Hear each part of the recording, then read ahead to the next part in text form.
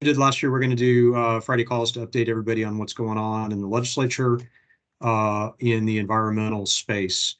And we are combining the environmental / water resources / land development in a single chunk. There's a lot of overlapping and relating issues, and not a lot of distance between the policy interests of those three groups of folks. So we decided to merge all of those. For if you're on one of the energy or on the energy committee, joint energy committee, I'm not planning to cover any of the energy bills here. That's kind of a different, different skill set or different policy focus. So we can do that. We'll do that separately. Just a little bit of housekeeping before we get started. Like we did last year, this is our best guess. This is not necessarily every bill that's going to be interesting to every one of our members, but it's a at the outset, what we're doing is we're looking for any bill that either has a statutory reference to an environmental statute like Chapter 403 or sections of 373 or 161. Any bills that touch on any of those statutes are going to get flagged, and if they are indeed an environmental policy bill, then we throw them on the tracker. We are also, searching for keywords and things like that. But, typically there's 2,000 or so bills filed each year. Typically only 200 or a little less pass. So there's very much a scattershot approach to bill filing, and we're trying to cast a very wide net at the outset to make sure that we have everything that could be of interest. If we are missing a bill that you have seen or heard about, and it's not on this list, please shoot me and or Laura a note, and we'll definitely put it on here. And this list is going to grow a little more. The bill filing, I think we could still see bills as late as, I know the bill filing deadline is passed, but I think for seeing the bills come out of bill drafting, we may still see them until Tuesday. I think that's right. I think opening day of session. But anyway, there could still be some more bills that come out. And then there's always, amendments and things like that through the session, obviously. So we're going to keep tabs on things.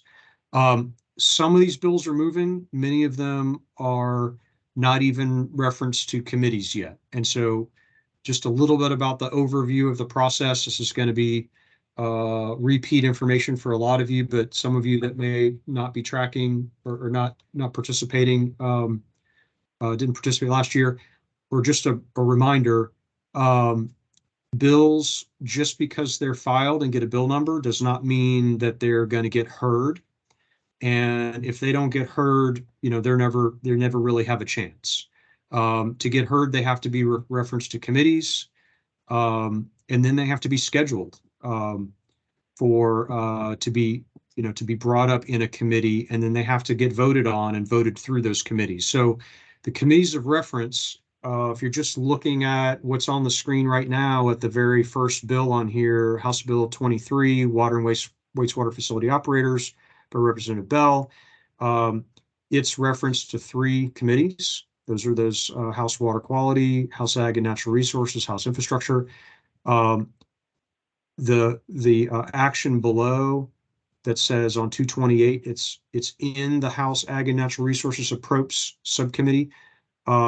That means it's already made it through the first committee and it's in the second committee. And it also means that it is not yet calendared. So when it's calendared to be heard, there'll be a new action that says it's going to be on that subcommittee, next Thursday or whatever at 2 p.m. or what it'll have that. So that's just a little bit of housekeeping on how to read these reports. What's great about the Lobby Tools tracking system is if there's a companion bill or related bills, it lists them right there. So Senate Bill 162 is a companion bill to the House bill, and it shows that it's referred to 3 committees. It also, by the way, just hasn't been referenced or hasn't been scheduled for its first committee, so it's not moving in the Senate. But that's just a little bit of an overview of the process. Again, if you have items of interest or bills that you've heard of that aren't on the list, please send them to us and we'll add them. And for today's call, since this is our first call, and I know there's a lot of interest about stormwater, I was not planning on going through bill by bill what they all are. If you want to read the bill, first of all, I don't recommend it. What I recommend you do, if you have an interest in the title of the bill, then read the one paragraph summary that you will get. If you click on one of these links, you'll get the bill summary, which is 2 or 3 sentences. And if you are interested in what that summary says, and you want to put yourself to sleep, then you can actually open up the bill and get into the actual language. Uh, but seriously, I do want you to read bills that you're interested in. I don't mean to make it sound like it's horrible, but for today, what I would like to do is maybe just kind of hit the summary of some of these that are more interesting, and then pause and take a few questions. I definitely want to spend a little time on the stormwater rulemaking and likely ratification this year. So I want to save, the last 15 minutes or so for that. So I'm going to try to go pretty quickly through these. And if you wouldn't mind just reserving questions to the end, I'll try to take some questions. And I may ask you to put your questions in the chat, and I'll try to deal with them afterwards or in next week's call, because we're going to be doing these weekly now. So just a couple of highlights, just starting right from the beginning, since House Bill 23 is moving. This is an apparent effort to make it more likely to or easier to get licensed wastewater operators. Provides some reciprocity for license holders from other states. Again, just interesting. Mangrove replanting and restoration would direct the department to do some rulemaking around not just mangrove trimming, which already has a program, but to expand the rule into replanting and restoration. I haven't studied 111 or 1170 yet on the public financing of at-risk structures. I plan to do that for next week. 162 is the companion bill to the facility operators. Interestingly, this MSSW rule is one that I've flagged and started to poke around in. Read it if you'd like to get the summary. It creates an exempt category of water restoration projects, and I'm just fascinated at the idea that somebody thinks that you can exempt something that complicated. Anyway, just read it if you want to get a laugh. I don't think the thing is going to pass, but it's very bold. The House Bill 423, the recommendations of the Blue-Green Algae Task Force, this expands the prohibition of septic tanks, conventional septic tanks, beyond just the springs priority focus areas, and would expand those bans into impaired watersheds. So that's again, very ambitious bill. Haven't seen any movement. There's no Senate companion yet. So I'm not giving it a high likelihood of passing. What else on here is interesting? Yeah, I don't want to say I'm not interested in anything else and risk offending somebody, but I'm not interested in anything else yet.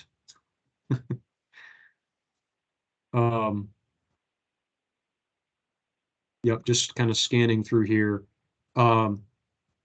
We'll dive into some deeper analysis of some bills, particularly if we see things begin to move, or particularly if we've got members with interest. So I don't want to pretend that what's interesting to me is also what's interesting to our groups. Anybody have any questions or comments so far? I know this is a very light touch. Yep. We do have one comment from Brett in the chat, and he's suggesting that we take a look at House Bill 1197, which has yet to be referenced to a committee, but we might want to keep an eye on that.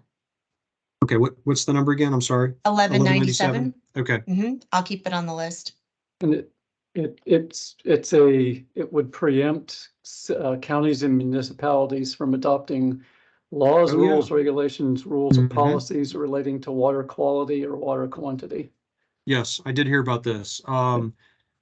And Laura, I got a bill tracking list from the Association of Florida Community Developers that normally tracks the same things that land development wants, and this popped up on their list. I may share their list with you, and you might want to consider merging or adding some of those. We'll definitely put this on the list. It's a good one.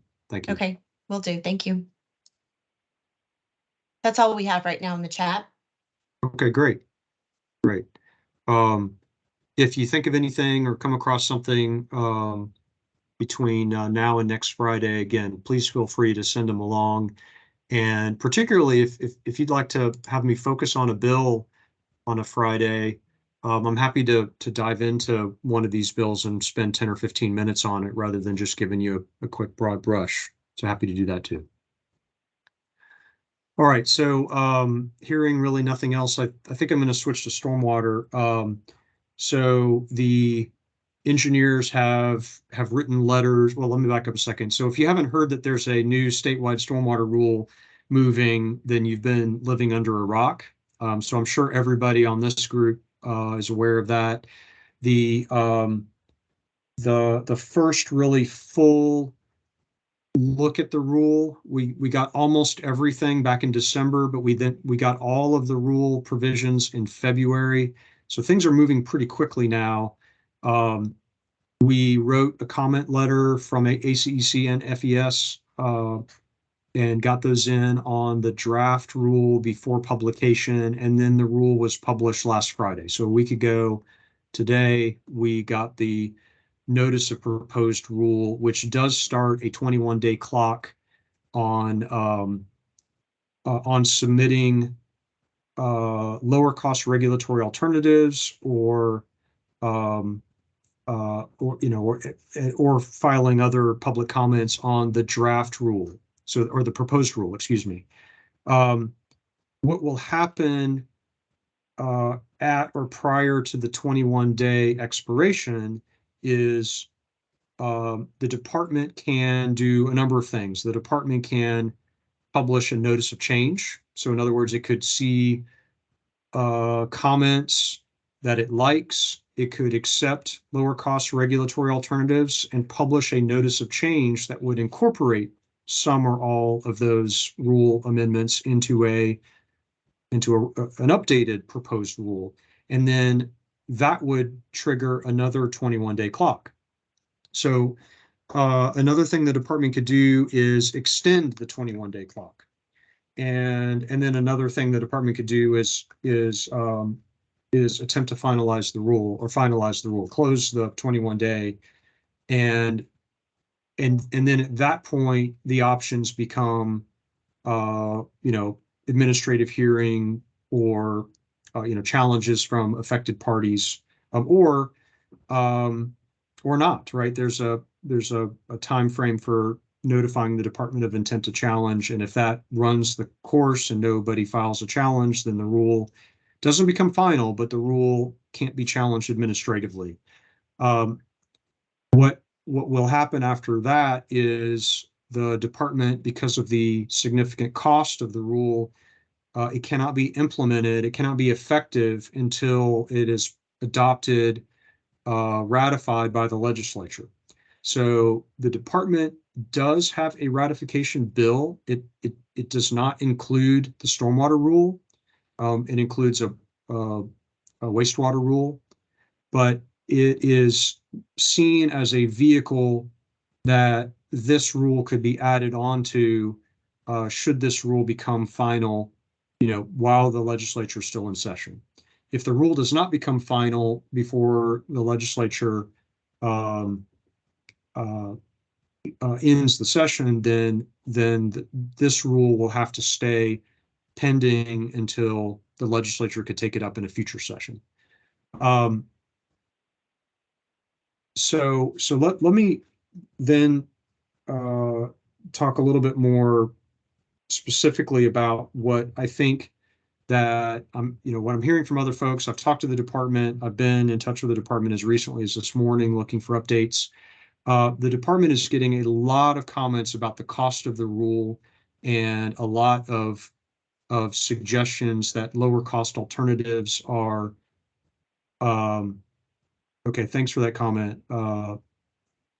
Okay, thanks for the comment. I'll address that in just a second. The department is getting lots of comments about the cost of the rule and lots of pushback on some provisions of the proposed rule. When we submit our comments on the proposed rule, I think we're going to be in the same boat, right? We're going to say there's some a lower cost regulatory alternative. It would be to eliminate the 80% post development performance standard. And I am hearing, and if Alan's on, or if any of our folks that are on the leadership team will be deciding what to put in that letter, I am hearing that the department is interested in extending the time clock so that they don't have to finalize the rule by March 17. They are interested in sitting down with a small group of folks that could help make some tweaks to the rule. And then the department is interested in publishing a notice of change. They do want to try to get this rule across the finish line this year, and they're willing to make some changes to the rule to get that to happen. So that's kind of hot off the press. Their goal is to have a notice of change published by March 17th, which would then have the administrative clock run until about the middle of April. And then at that point, the original proposed rule plus the notice of change could be delivered to the legislature for ratification. All right, so I'm going to pause for a second. Who's got questions?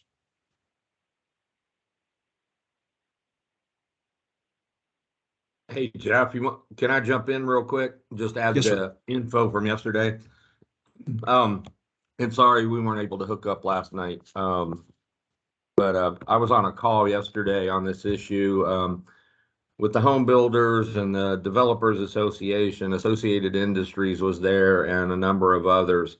And this is always good information that you just gave, because it sounds like DEP is willing to work with us and try to get this worked out. As the way it came through on the call yesterday was that DEP was intent on passing a rule, and there wasn't anything else to that. So the other side of this is the groups are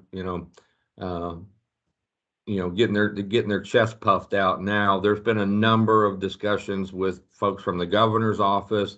That all seems to line up that the governor's office is not pushing this. It somewhat caught them off guard too. And that the one thing they bring up that they have a problem with is they don't want people to be able to go out and say that this will increase the cost of housing. That's their main concern with this. So obviously, that's a political type thing.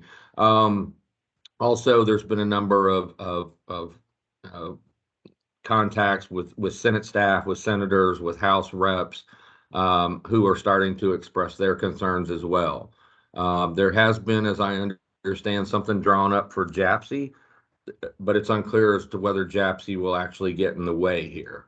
JAPSI is the Joint Administrative Procedures Council or Committee that's made up of 5 members from the House and the Senate who have the authority to kick these things back to the state agencies based on, they didn't have the authority to go that far. That's one argument that this side will be making, is that, the law on which this is based says a net improvement, where this says 80%. You didn't have the authority to go that far. There's still a number of hoops they have to jump through. So I won't take a whole lot of time, just to understand that, I think we're doing the right thing here, as far as, Jeff does a fantastic job, and we've got a number of members involved in working with DEP and getting something that, we can all agree to. I think that's the proper way to go. But on the other side of that, we're also involved in the discussions on the side that if we need to stop this in the legislature, we need to get the pieces in place to be able to do that. So much development to come on this issue. Thank you, Jeff. Of course. DEP will not officially respond to all of the submitted questions or comments. They will only address comments in a kind of a related way. If you see a notice of change come out, some of the comments that they receive may be justification, for the notice of change. So not like the Federal Register where, EPA or a federal agency will, attempt to address all of the comments in some kind of Federal Register. DEP does not have to do that. Okay, so Alan, that's very helpful. It's consistent with what I'm hearing from DEP. They certainly do want to rule this year. The good news is I think they're willing to move off of their current position. There's still very clear awareness that probably the most vulnerable portion of their rule is the technology-based reduction, the 80-80 or 95-95. They are, struggling to come up with the strategy for what to put in, to replace that, and they're asking for help from our, from our side, from our team. They're also, of course, hearing from lots of other folks. So Stormwater Association is engaged. A lot of environmental groups are engaged. I've had conversations with environmental groups and the Stormwater Association, and most of them are pushing to keep DEP to hold the line on what they have. Jeff, and if I can interrupt real quick, it's Greg Stevens. Why should we not, or why should we be against the environmental groups holding the line? In other words, I'm just making sure. I've read the letter a few times. It certainly seems like we're being non-distinct. I just want to make sure that we have a clear explanation of all of this, why we should be going against the environmental groups for when that inevitably pops up in all of this. I just want to continue to,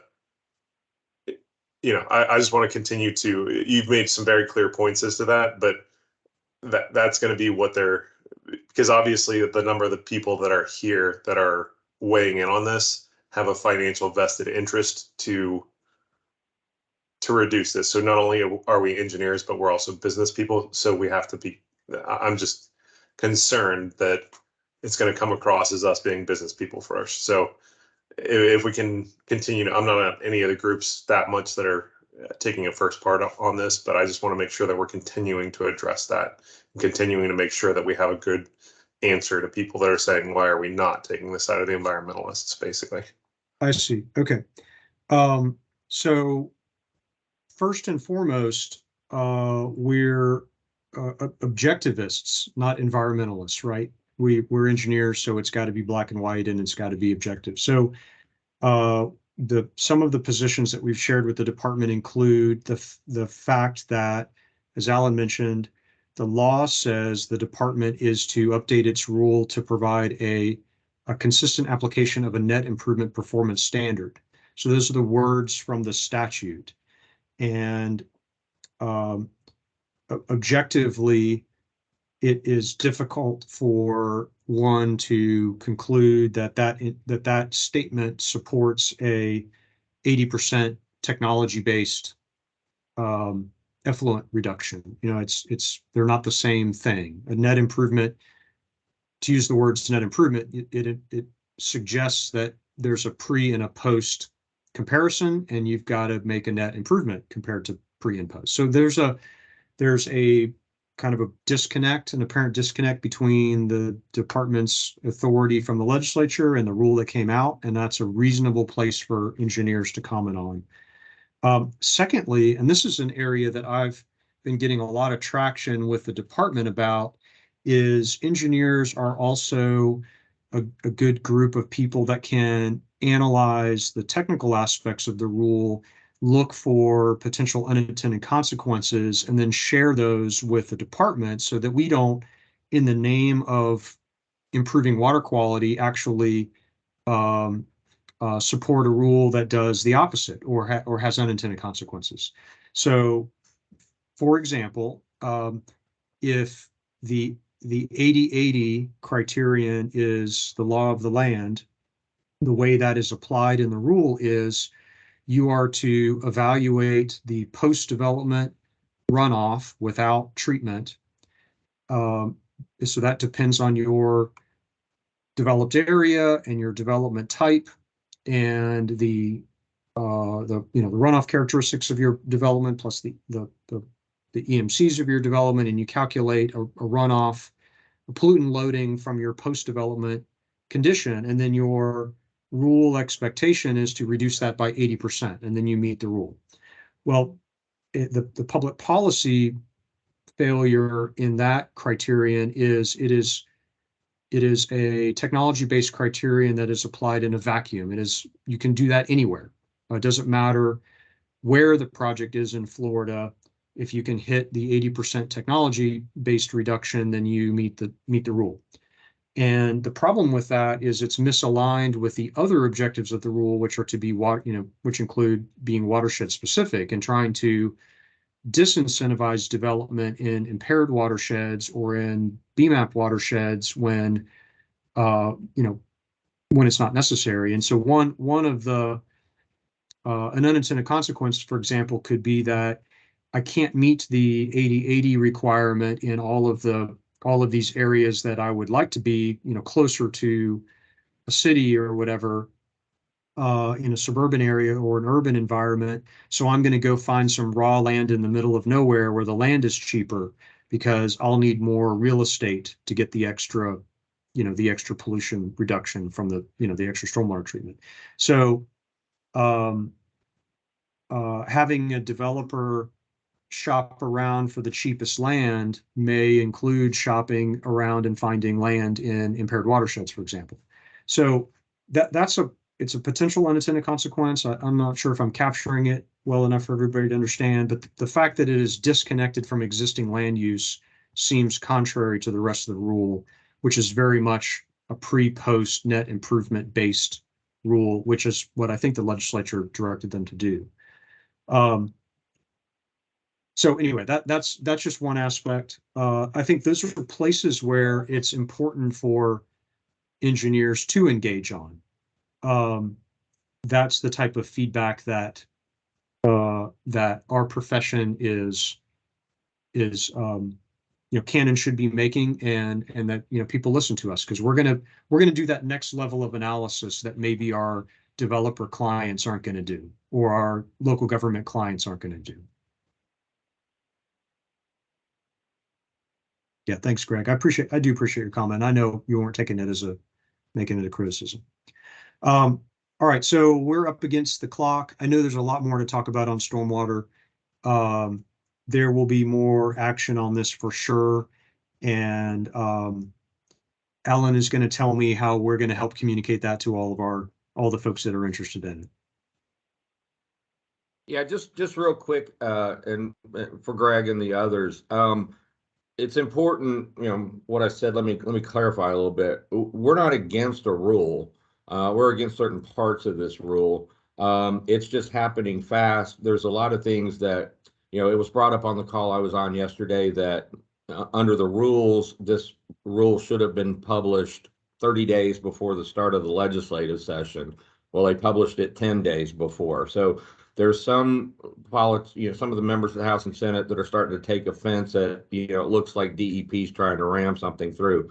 I certainly want to work with DEP, and I think our members do too. I think the members of the other groups I was talking to do as well. We all know we need cleaner water. It's how we get there, and the problems that are cropping up with this rule, continue to mount. And I'll give you an example. I met with me and J.W. Hunter met with leadership over at DOT about 10 days, 2 weeks ago. they have a problem with this because it would take them from, doing stormwater retainage that could handle a 50-year storm. They would now have to do it so that it can handle a year's worth of rain, which is a lot more rain than a 50-year storm. So they were expressing concerns and had people talking to DEP as well. So there's just so many moving parts on this that some of us are stepping back and going, hey, you don't need to ratify this right now. Let's take a year, and now that everybody's at the table, because that's the other part of this, is it was kind of cruising along and nobody really understood, the impact that it was going to have. And all of a sudden, the language popped out in early February. And so now all of these people are coming on board. So that's kind of our attitude on it, or our position on it is, we don't need to do this right now. We need to get it right and then do it, rather than try to push something through that results in challenges and going to court and doing all of that. And, I think on the political side of it, that's the argument that's being made, to the Senate and the House, is just, you don't have to do this right now, where for whatever reason, I don't know if somebody is pushing them or what, DEP seems to want to get a rule this year. So that's where we're at. I mean, we're not trying to stop it in whole and not have a new rule. We just want to get it right when it's done. Thank you, Jeff. All right, just one last thing before we go. Just point out in the comments, and I hadn't even tried the links yet. Without a Lobby Tools account, if you click that link, you're actually not going to get straight to the rule. But what you can do, if you will type into your search bar in whatever search engine you use, Florida House of Representatives or Florida Senate, either one of those sites, you can enter at the top of the screen. There's a place to enter a bill number, and then it'll take you directly to that bill summary. And it doesn't even matter if you're on the House site, you can pull a Senate bill up or vice versa. Just pick your favorite site, type in the bill number that you're interested in, and it will pop up with a bill summary, among other things. All right.